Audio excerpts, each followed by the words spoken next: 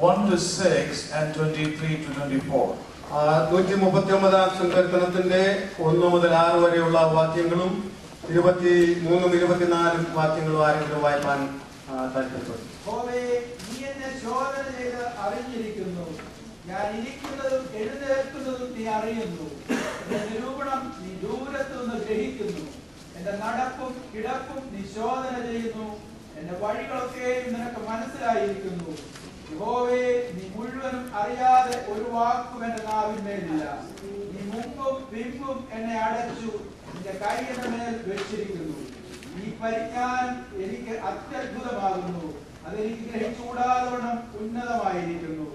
ദൈവമേ, എന്നെ ശോധന ചെയ്ത് എന്റെ ഹൃദയത്തെ അറിയണമേ. എന്നെ പരീക്ഷിച്ച് എന്റെ നിലവുകളെ അറിയണമേ. വ്യസനത്തിനുള്ള മാർഗം എന്നിലുണ്ടോ എന്ന് നോക്കി ശാശ്വത മാർഗത്തിൽ എന്നെ നടത്തണം. Praise the Lord. I would like to talk to you from this scripture for a short time. And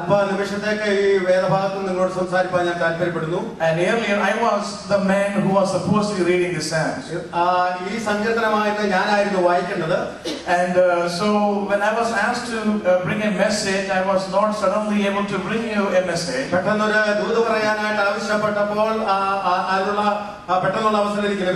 So I'm going to speak on the same subject that I was originally planning to speak.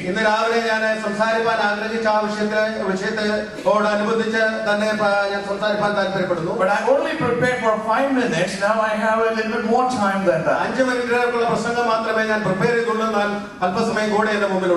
So let me speak to you what the Lord has put in my heart the last night.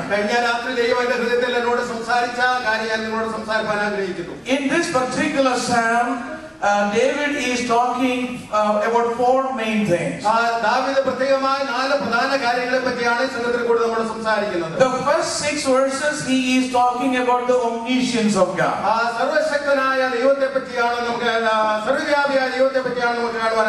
He is talking about a God who knows everything. And the next 6 verses he is talking about a God who is omniscient. A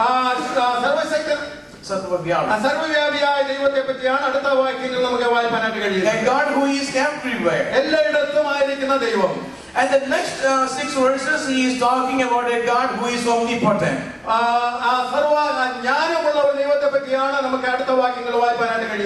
God who is all powerful. And out of this understanding, the next 6 verses, David is developing a loyalty towards God.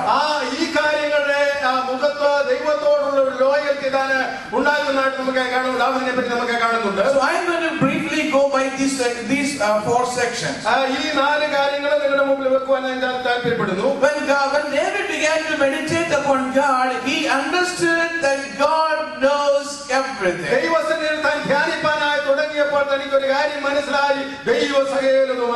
He understands every aspect of our life.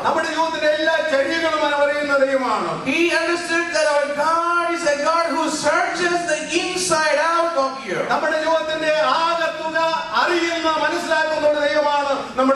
And he understood that there is not even a place that he can go that God is not seeing things.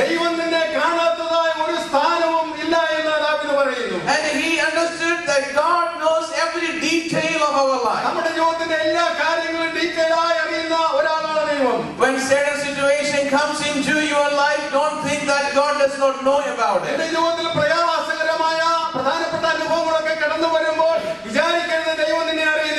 Whether it is sickness, whether it is something else, some trials or issues, you be sure that your Lord knows everything about the situation you are going through.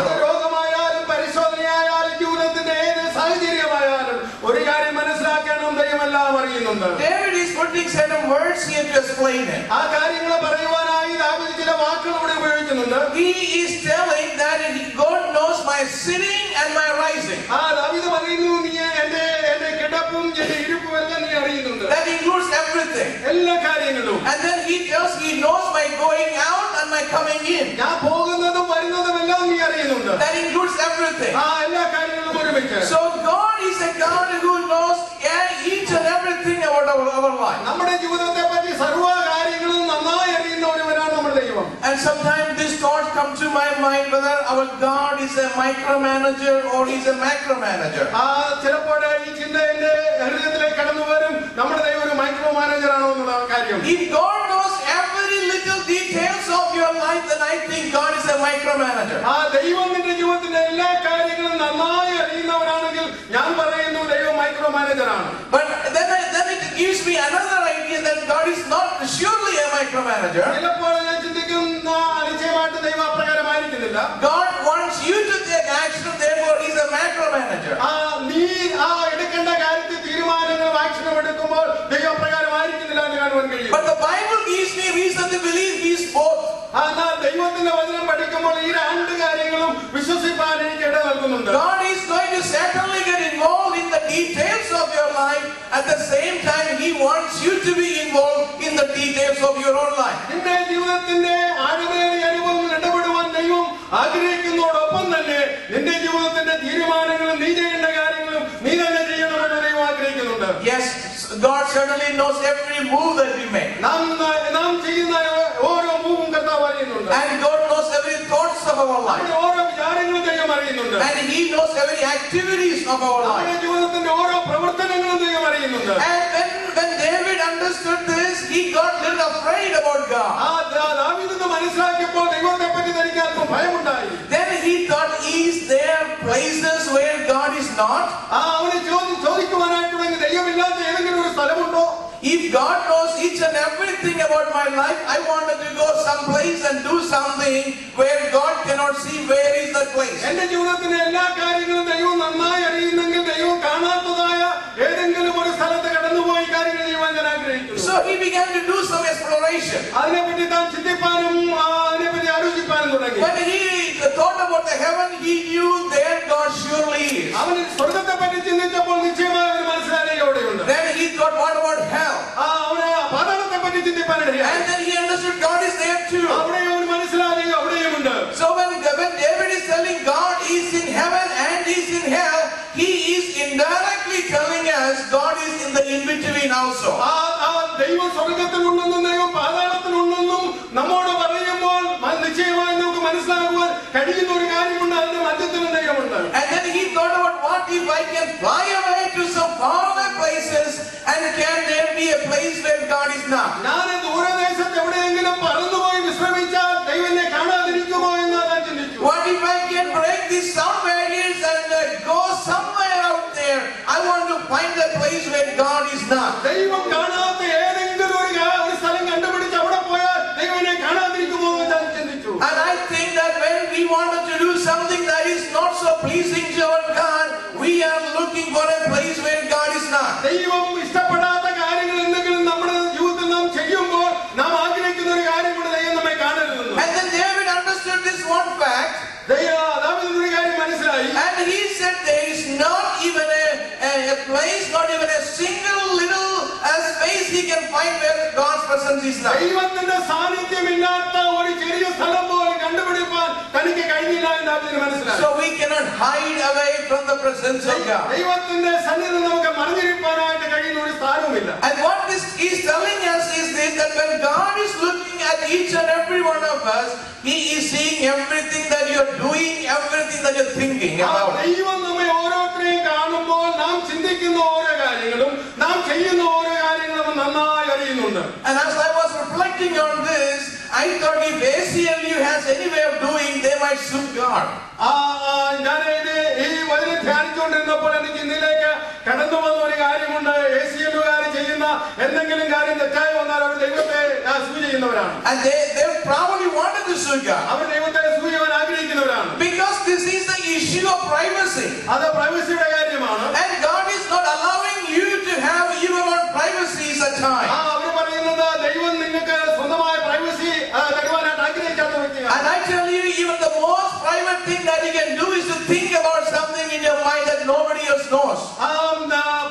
Private ആയിട്ട് ചിന്തിക്കുവാൻ കഴിയുന്ന ഒരു കാര്യമുണ്ട്.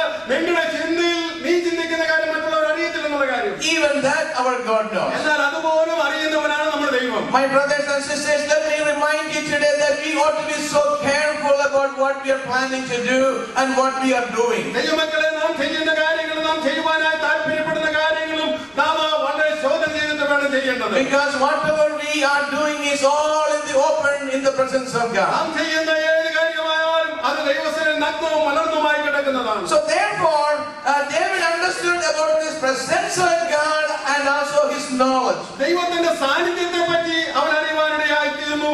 ദൈവത്തിന്റെ അറിവിനെ പറ്റി അവൻ അറിയുവാനായിട്ടിടയായിത്തീർന്നു. Then he began to think about the powers of God. ദൈവത്തിന്റെ ശക്തിയെ പറ്റി താൻ ചിന്തിപ്പാനായിട്ടിടയായി. Well, I am thinking the reason that he was thinking about the powers of God is for this one purpose. അവൻ ദൈവത്തിന്റെ ശക്തിയെ പറ്റി ചിന്തിപ്പാനിടയായിത്തീർന്നത് ഈ പ്രത്യേകമായ കാരണത്താലാണ്. If God knows everything, it is all right.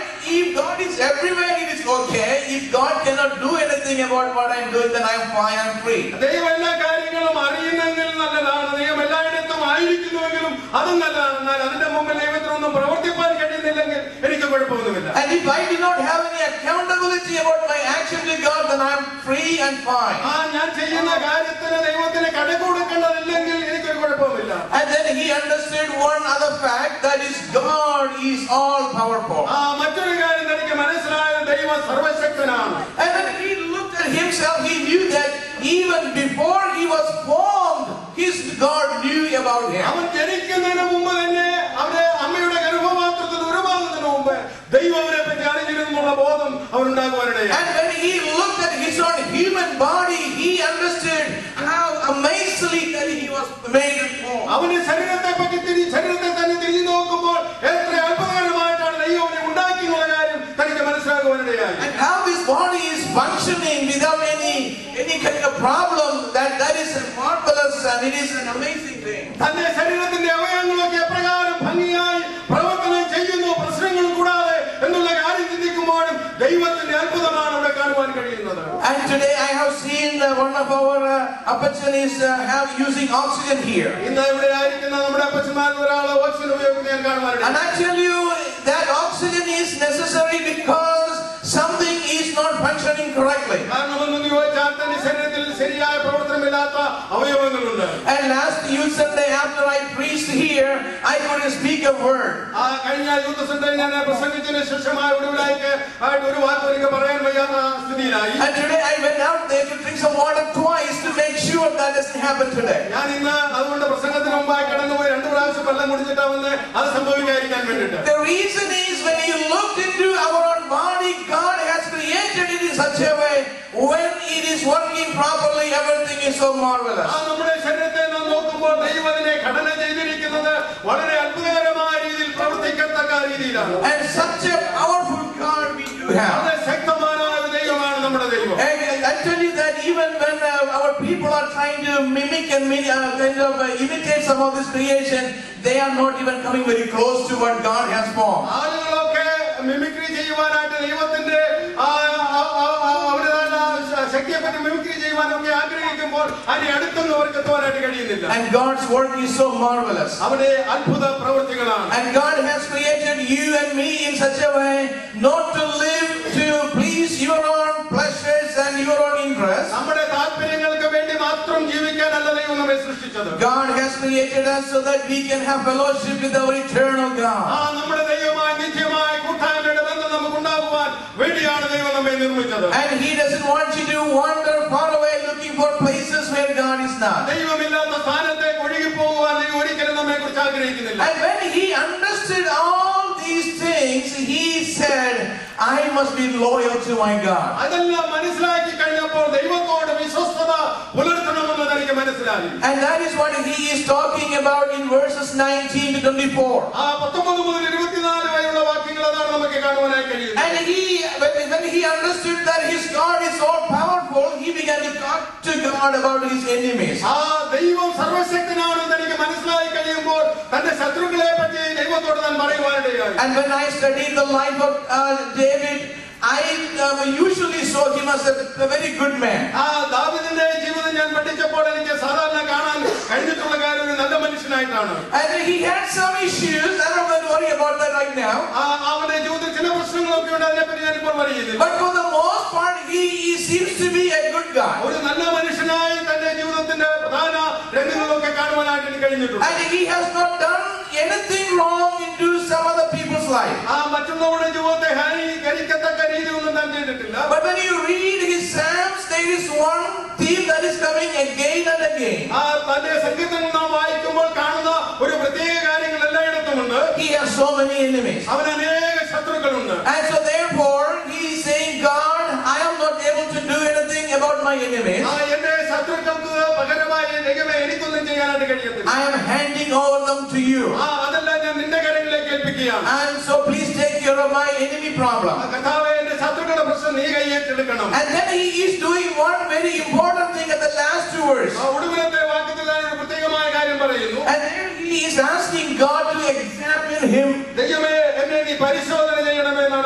And then he is asking God, look into my mind.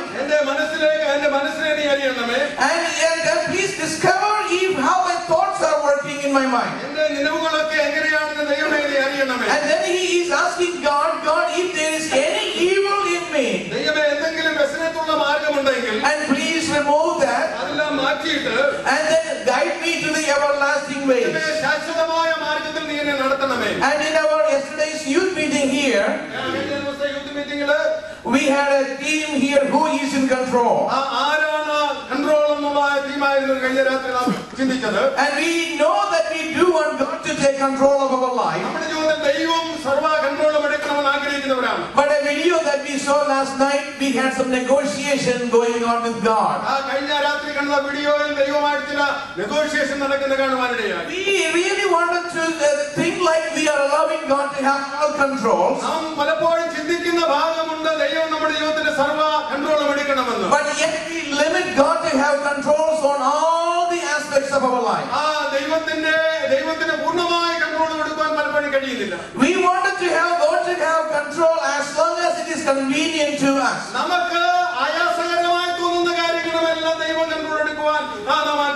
But when I tell you this, when God is taking control, He wants to take total control.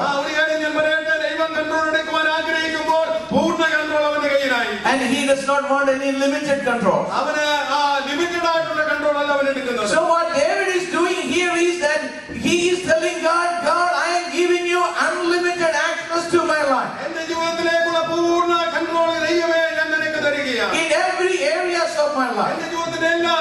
It is in my thoughts. It is in my works. It is in my sitting down and my rising up. When I go out and I come in. Lord, please have control on all the aspects of my life.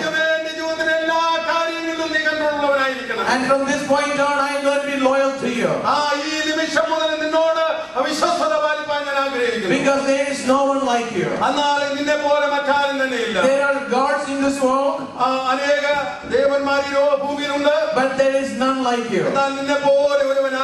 We have gods sitting in the places where they are put into. We have gods in certain temples. They are placed in certain positions, certain ways. They are still sitting there.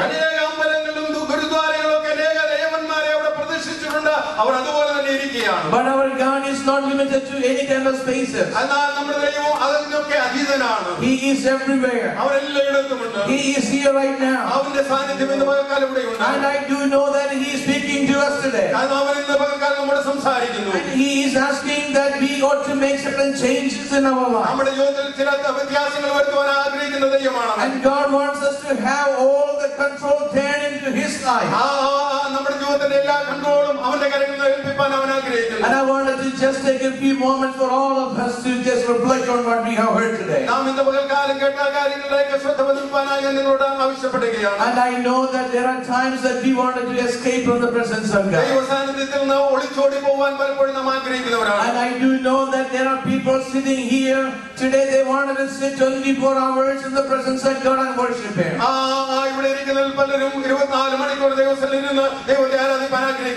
But I do know for a fact there are others sitting here today, they do want to do whatever the minimum that they can do for God.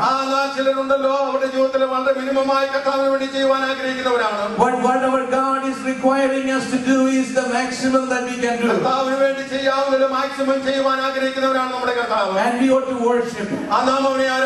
We ought to have Him in our life. Our life must reflect that our faith is in God.